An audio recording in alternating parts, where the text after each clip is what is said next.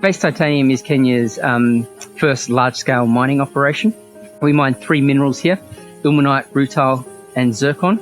Ilmenite and rutile are your 2 titanium oxide products, and zircon is a third product, a zirconite, but occurs concurrently in the ore body here.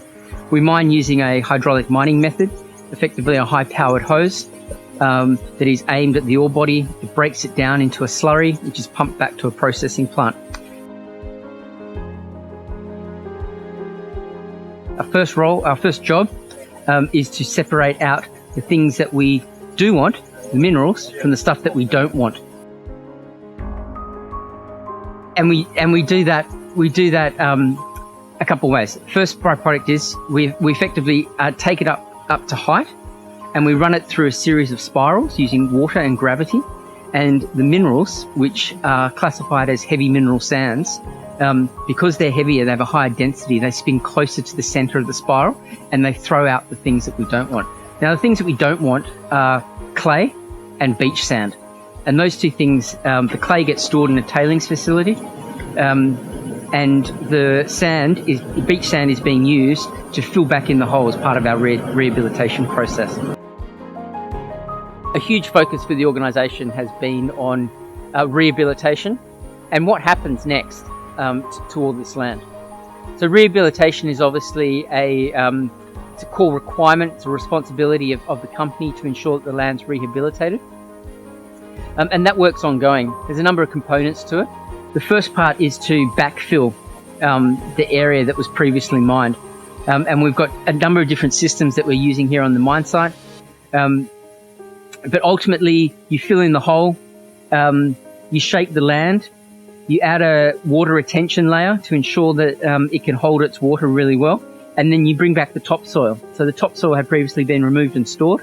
You bring back the topsoil, and then you start planting. The first stage of planting is to plant grasses to really knit the rehabbed areas back together, and that prevents erosion and runoff during the rainy season. And then we plant things like legumes, chickpeas and those sorts of things, and plough them back into the soil to really add the nutrients back. This used to be subsistence farming areas, very small scale holdings, and since Base has been on board and with the development of the project, we've brought considerable infrastructure into the area. There's a road that links the inland area to the highway. There's power with a power line and a substation. And there's water, which is another big one with the construction of Base's Mukurumudzi Dam. And let's not forget the buildings, the workshops, even the training centre down here where we are at the moment. These are all assets that can be utilised for what comes next. What we do, not what we do, but what the government chooses to do, what the community and the county chooses to do next with the land. Wale Pavi Farmers Cooperative Society is a cooperative society which was started by, we started out of Base Titanium's livelihood project. So it was started as an exit plan. When Base leaves or when the mining operations is over, then farmers will continue the livelihood projects which Base Titanium is conducting on them through this cooperative society. So the cooperative society was actually registered on 21st March 2016, but officially operations started in 2017, January. That is when I was employed as the manager for this cooperative society. By then I was the only employee, but currently the employees are now 21. Most of them, all the payroll for the 20 employees is supported by Base Titanium. Employees from Kwale County account for 70% of our workforce. Okay, so a huge effort has been made to ensure that local residents from Kwale have been prioritised for those jobs.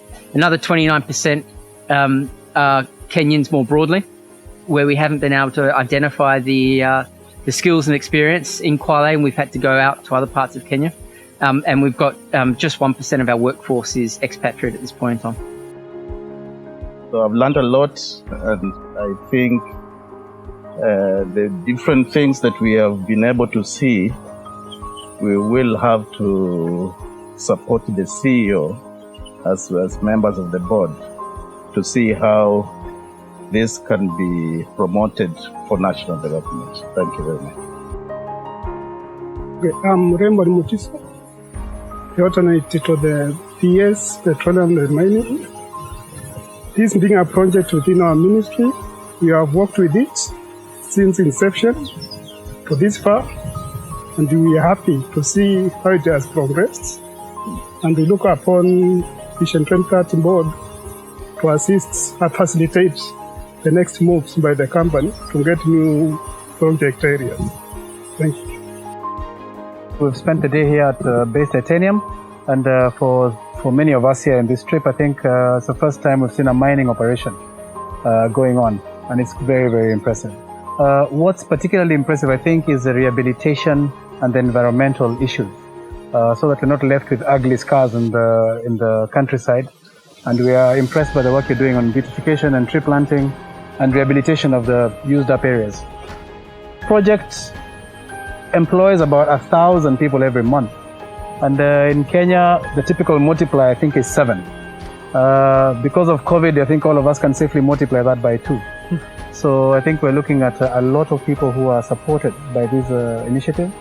And in these hard times, I think it's in our interest, it's our national interest, to see whether we can maintain all the employment we're able to get from anywhere. The board is, Vision Delivery Board is looking into the issues which have been raised, requests for extension and maybe even moving to new areas. And as you know, the coastal belt is happening all the way from Lunga Lunga down here all the way to Lamu. And we're going to see how what we can do to help keep these jobs in this country. So for now, it's Karibuni Sana. Thank you very much. We'll be coming to see whether the trees have grown. Excellent. and whether in the places you've finished mining, there's no sign that you were there, which is the desired outcome.